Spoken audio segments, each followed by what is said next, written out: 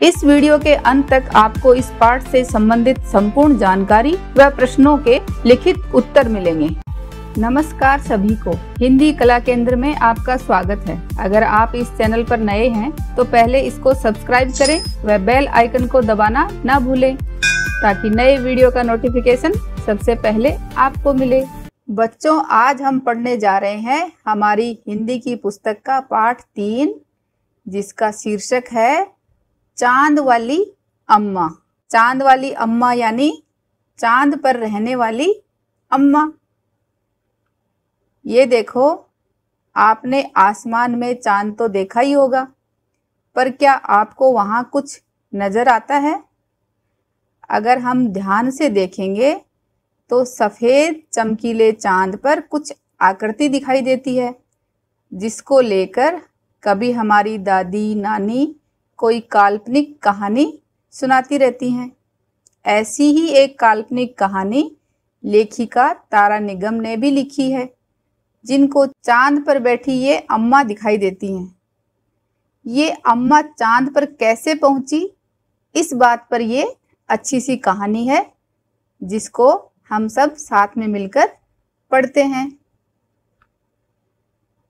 चांद वाली अम्मा। तुम शरारत तो करती ही होंगी, आप लोग शरारत तो करते ही होंगे। शरारत यानी बदमाशी। कौन कौन सी शरारत करती हो, यानी कौन कौन सी शरारत बदमाशी करती हो? इन चीज़ों का इस्तेमाल तुम कोई शरारत करने के लिए कैसे करोगी? यानी चीज़ें कौन सी?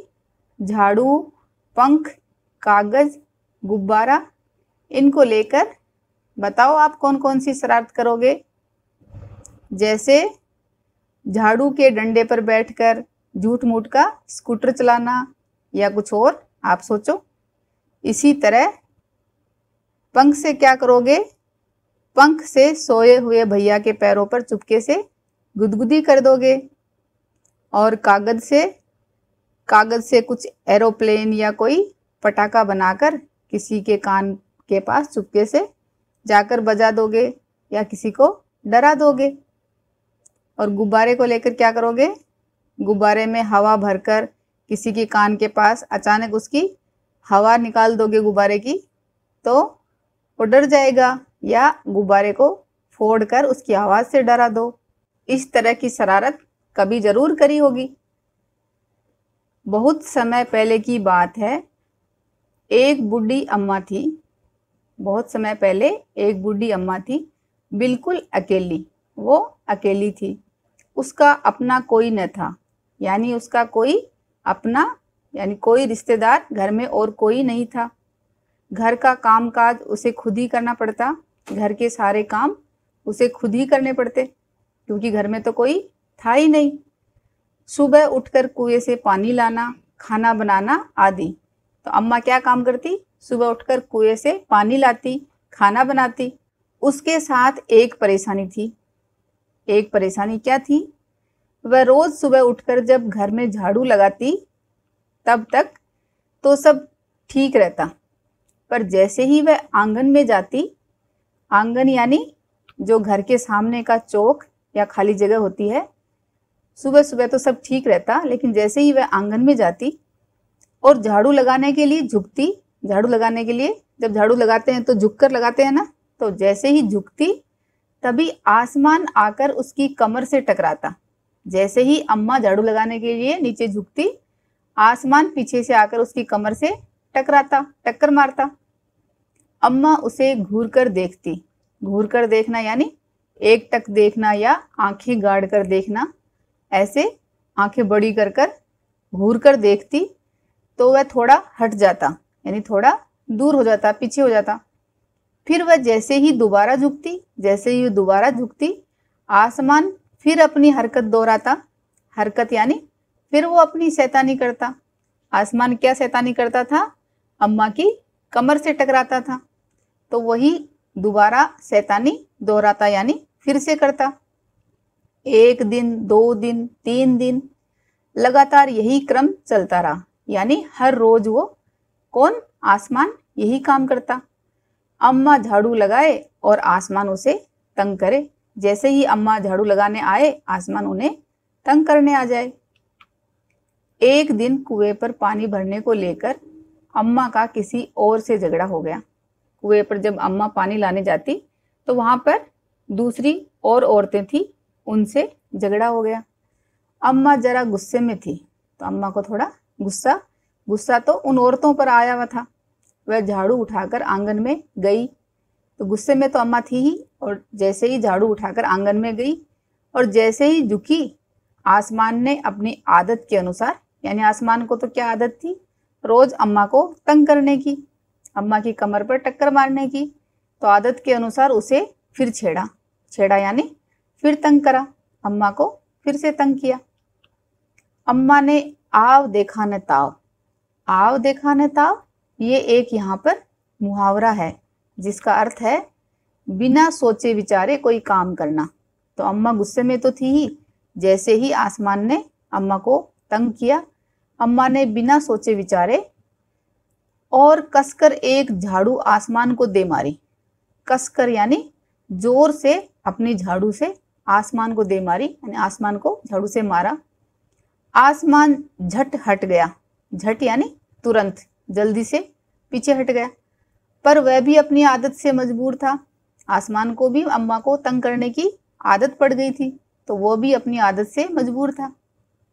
दूसरी बार फिर अम्मा के झुकते ही टक्कर मारने लगा। जैसे ही अम्मा झाड़ू लगाने के लिए, कहाँ लगा रही थी अम्मा झाड़ू, अपने घर के आगे आंगन में, जैसे ही अम्मा फिर से झाड़ू लगाने के लिए झुकी, अम्मा के झुकते ही टक्कर मारने लगा, फिर से अम्मा को टक्कर मारी। अम्मा ने फिर पूरी ताकत से उस पर वार किया। अम्मा ने पूरी ताकत यानी अपना पूरा जोर लगाकर आसमान पर, उस पर यानी आसमान पर फिर से वार किया, यानी उसको फिर से मारा। वार करना का मारना। आसमान को शरारत सूझी, अभी आसमान को शरारत करने की सूझी, यानी उसने शरारत करने की सोचा, सूझना का सोचना। इस बार उसने झाड़ू पकड़ दी। जैसे ही अम्मा ने मारने के लिए, आसमान को मारने के लिए झाड़ू उसकी तरफ किया, तो आसमान ने क्या किया, झाड़ू को पकड़ लिया। ये देखो, आसमान ने अम्मा का झाड़ू पकड़ लिया। उधर अम्मा भी झाड़ू पकड़े थी, तो एक तरफ झाड़ू अम्मा के हाथ में था, दूसरी तरफ आसमान ने पकड़ लिया। रस्सा कस्सी शुरू हो गई। रस्सा कस्सी क्या होती है बच्चों? रस्सा कस्सी एक तरह का खेल होता है जिसमें दो टोलियों के बीच खूब खींचातानी होती है, यानी दोनों तरफ से जो टोलियां होती हैं, जो ग्रुप होते हैं, वो रस्सी को अपनी अपनी तरफ खींचते हैं। तो वैसे ही ये रस्सा कस्सी कहाँ किसके बीच में शुरू हुई? एक तरफ अम्मा जी और एक तरफ आसमान। झाड़ू का ऊपर वाला हिस्सा आसमान पकड़े हुए था, तो नीचे वाला अम्मा। दोनों छोड़ने को तैयार नहीं थे। दोनों कौन? आसमान और अम्मा, दोनों ही अपनी अपनी तरफ से पूरा जोर लगा रखा था। ना आसमान झाड़ू छोड़ने को तैयार था और ना ही अम्मा ने।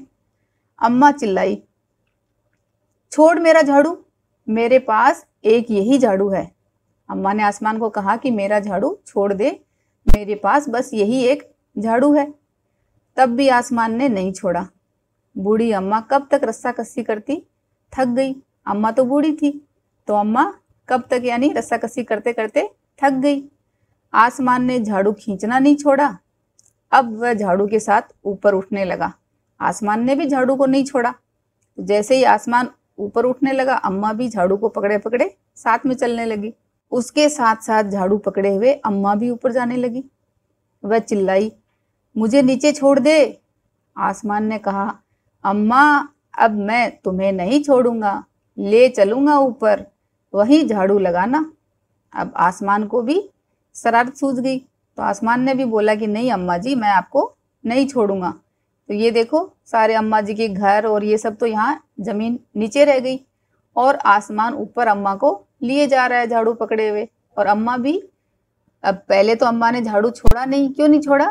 क्योंकि अम्मा जी के पास ये एक ही झाड़ू था। और अब अम्मा छोड़ नहीं सकती, क्योंकि अभी अम्मा को डर लग रहा था कि नीचे गिर जाएंगी वो। अम्मा अब झाड़ू नहीं छोड़ सकती थी, क्योंकि वह बहुत ऊपर पहुंच चुकी थी। अम्मा जी बहुत ऊपर चली गई थी। तभी उसे वहां चांद दिख गया। तो बादल, तो आसमान अम्मा जी को बहुत ऊंचाई पर ले गया जहां पर अम्मा को चांद दिख गया। झट अम्मा ने पैर बढ़ाया, झट यानी जल्दी से अम्मा ने अपना पैर आगे बढ़ाया और चांद पर चढ़ गई। जैसे ही अम्मा जी को चांद दिखा, अम्मा जी तुरंत चांद पर चढ़ गई, पर झाड़ू नहीं छोड़ी और उनके हाथ में जो झाड़ू था उसको नहीं छोड़ा। आसमान को फिर शरारत सूझी और वहां जाकर आसमान को फिर शरारत सूझी। क्या सूझी? सूझी यानी सोची। आसमान को फिर से एक शरारत का आइडिया आ गया, तो एक फिर से शरारत सोची। उसने सोचा, किसने? आसमान ने, अम्मा तो चांद पर चढ़ गई है, यदि चांद उसकी मदद करेगा तो मैं हार जाऊंगा। आसमान ने सोचा कि अम्मा जी तो अब चांद पे चढ़ गई है, अब चांद अम्मा जी की मदद करेगा तो मैं हार जाऊंगा, इसे यहीं रहने दूं। तो आसमान ने सोचा अम्मा जी को चांद पर ही रहने देता हूं। ऐसा सोचकर उसने झाड़ू छोड़ दिया। अम्मा झाड़ू सहित चांद पर रह गई। सहित यानी झाड़ू के साथ ही चांद पर रह गई। वह इतनी थक गई थी कि झाड़ू पकड़े पकड़े ही चांद पर बैठ गई। आसमान ऊपर चला गया। उस दिन से आज तक बूढ़ी अम्मा झाड़ू पकड़े चांद पर बैठी है। आप चांद की तरफ देखोगे तो आपको लगेगा कि कोई बूढ़ी अम्मा झाड़ू पकड़े हुए चांद पर बैठी है। ऐसी एक काल्पनिक कहानी तारा निगम ने लिखी, जो इस कहानी की लेखिका है। इसी कहानी के साथ बच्चों एक और मज़ेदार कहानी आपकी पुस्तक में है, जिसका नाम है सूरज और चांद ऊपर क्यों गए। तो इस कहानी का भी एक बार पठन कर लेते हैं। सूरज और चांद ऊपर क्यों गए, बताओ। बहुत समय पहले सूरज और चांद जमीन पर रहते थे। बहुत पहले की बात है, जब सूरज और चांद जमीन पर रहते थे। पानी उनका अच्छा दोस्त था। किसका दोस्त था पानी? सूरज और चांद का। और वे अक्सर उससे मिलने आते थे। चांद और सूरज किससे मिलने आते थे? अपने दोस्त पानी से। अक्सर यानी कई बार। लेकिन पानी कभी उनके घर नहीं जाता। पानी कभी उनके घर नहीं जाता था। एक दिन सूरज ने पानी से पूछा, तुम कभी हमसे मिलने क्यों नहीं आते? पानी बोला, मेरे बहुत सारे दोस्त हैं, यदि मैं तुम्हारे घर आऊं तो वे भी मेरे साथ आएंगे। पानी के दोस्त कौन है? पानी के अंदर रहने वाले जीव जंतु, मछली और भी बहुत सारे जंतु जो पानी में रहते हैं, तो वो सारे पानी के दोस्त हैं। तो पानी ने कहा कि मैं अगर तुम्हारे घर आऊं तो मेरे दोस्त भी मेरे साथ आएंगे। उन सब के लिए तुम्हारे घर में जगह नहीं होगी। उन सब, क्योंकि मेरे दोस्त बहुत सारे हैं। पानी में तो बहुत सारे जीव जंतु रहते हैं ना। तो पानी ने कहा कि तुम्हारे घर में उनके लिए जगह नहीं होगी। तो सूरज ने कहा, मैं एक बहुत बड़ा नया घर बनाऊंगा। मैं बहुत बड़ा सा घर बनाऊंगा। सूरज ने सचमुच यानी वास्तव में एक नया घर बनाया जो बहुत बड़ा था। उसने पानी को इस नए घर में बुलाया, पानी को अपने घर में बुलाया। पानी तरह तरह की मछलियों और उनके साथ रहने वाले दूसरे जानवरों के साथ सूरज के घर पहुंचा। पानी ने बाहर खड़े होकर पूछा, मैं अपने दोस्तों के साथ अंदर आ जाऊं? सूरज ने कहा, हाँ हाँ आ जाओ। पानी अंदर आया और कुछ ही देर में सूरज के घर में घुटनों तक पानी भर गया। घुटनों तक यानी आपके पैरों के घुटने हैं, वहां तक पानी भर गया। देखते ही देखते पानी सिर तक पहुंच गया। अब पानी का तो स्तर बढ़ता ही जा रहा था। मछलियां और पानी के तमाम यानी सारे जानवर सूरज के घर में इधर उधर घूमने लगे। अंत में पानी इतना ऊंचा हो गया कि सूरज और चांद को छत पर जाकर बैठना पड़ा, क्योंकि पानी तो बहुत सारा पानी था और साथ में पानी अपने बहुत सारे दोस्तों को लाया। तो पानी कहाँ तक चढ़ गया? पूरे घर में ऊपर छत तक भर गया। तो सूरज और चांद को अपने घर की छत पर जाकर बैठना पड़ा। लेकिन थोड़ी देर में पानी छत पर आ पहुंचा। पानी छत पर भी पहुंच गया। अब सूरज और चांद क्या करते? उनके पास तो कोई और दूसरा तरीका सोचना था। कहाँ बैठते? वे भागकर आसमान पर पहुंचे। जब पानी छत पर आ गया तो सूरज चांद ने क्या किया? वो भागकर आसमान पर पहुंचे। आसमान उन्हें इतना पसंद आया कि वे वहीं रहने लगे और चांद और सूरज को आसमान इतना अच्छा लगा कि दोनों आसमान में ही रहने लगे। तो इस तरह की ये भी एक काल्पनिक कहानी है। अब इसके अभ्यास प्रश्नों को देखते हैं। तुम्हारी कल्पना से बूढ़ी अम्मा चांद पर क्यों चढ़ गई होंगी?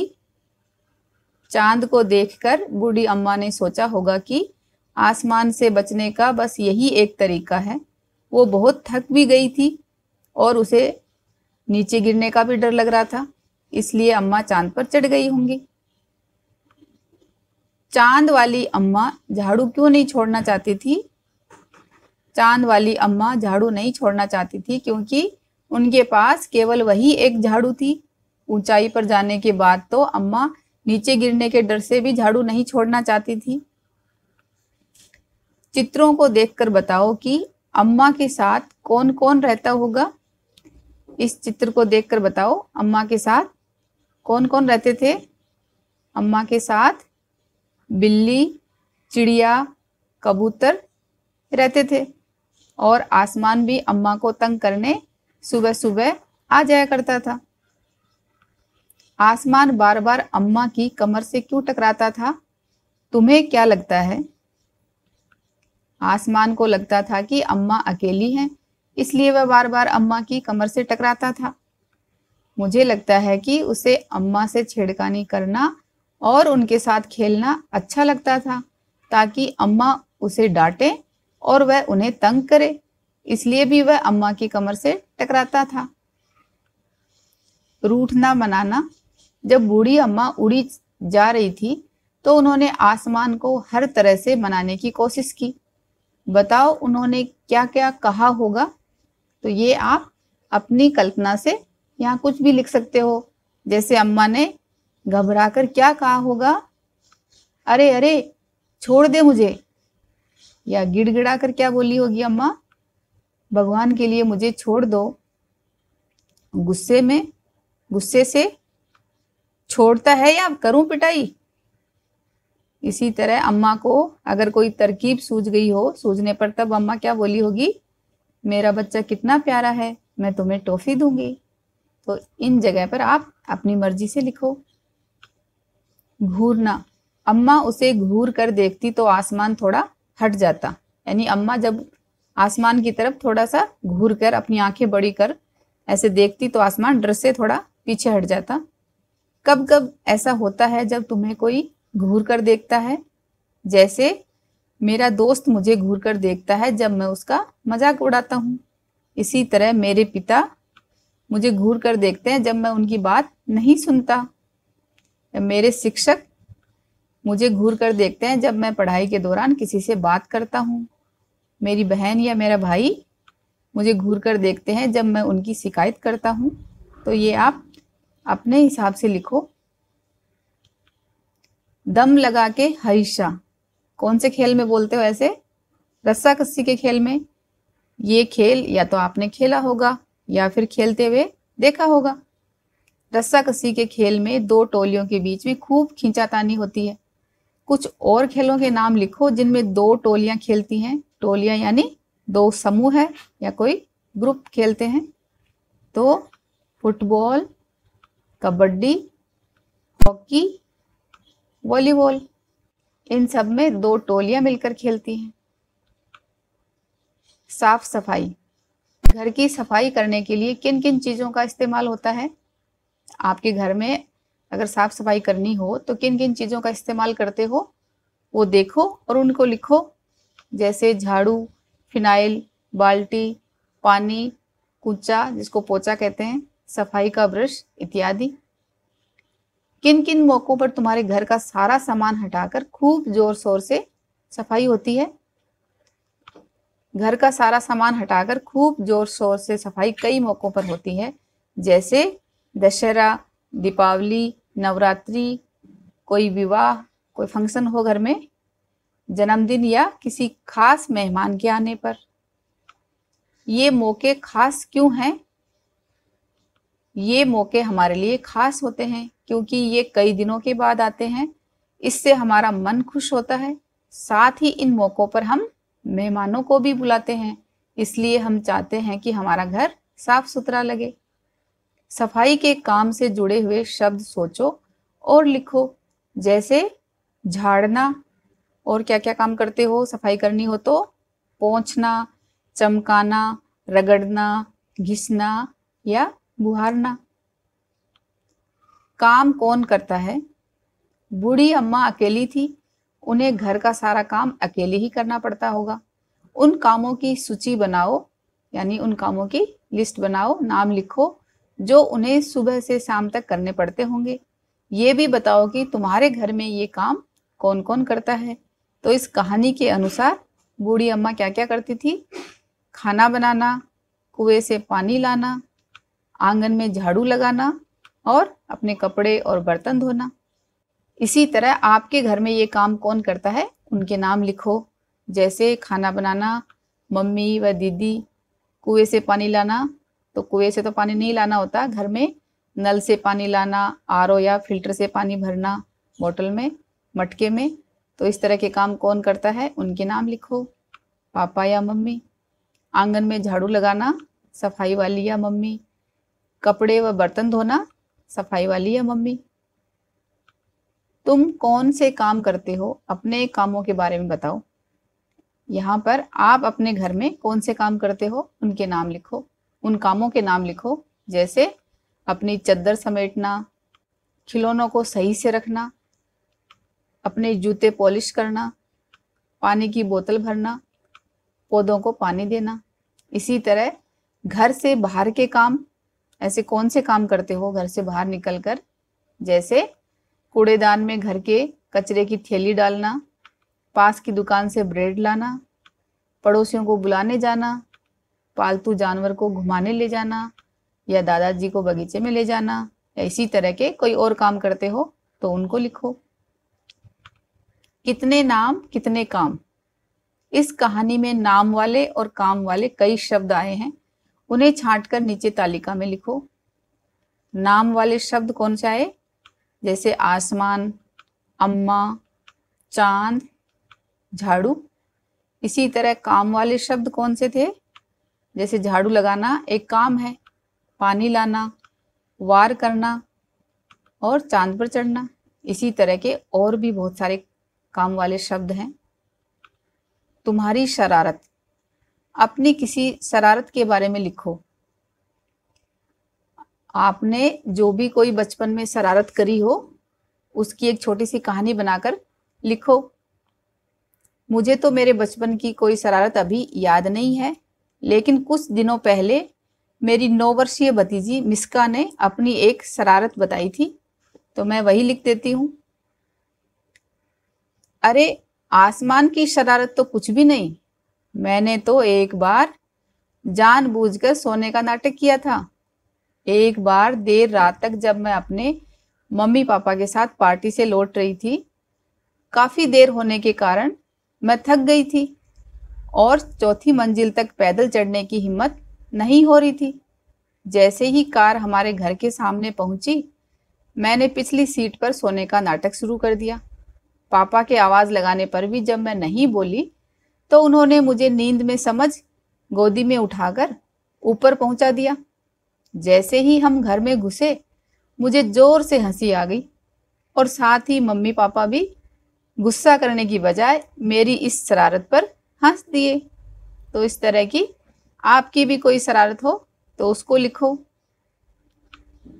इस पाठ को एक बार फिर से पढ़ें व समझें। घर में मम्मी रोजाना क्या क्या काम करती हैं उनकी सूची बनाएं। आपके करने लायक घर के छोटे मोटे कामों में अपने माता पिता का सहयोग करें। सुझावों व सुधारों के लिए कमेंट बॉक्स में लिखें। अगर हमारे वीडियो बन ही रहे हैं आपके फेवरेट, तो फिर क्यों ना करें इनको लाइक, सब्सक्राइब और रिकमेंड। हमें और बेहतर बनाने के लिए आप कर सकते हैं कमेंट। धन्यवाद।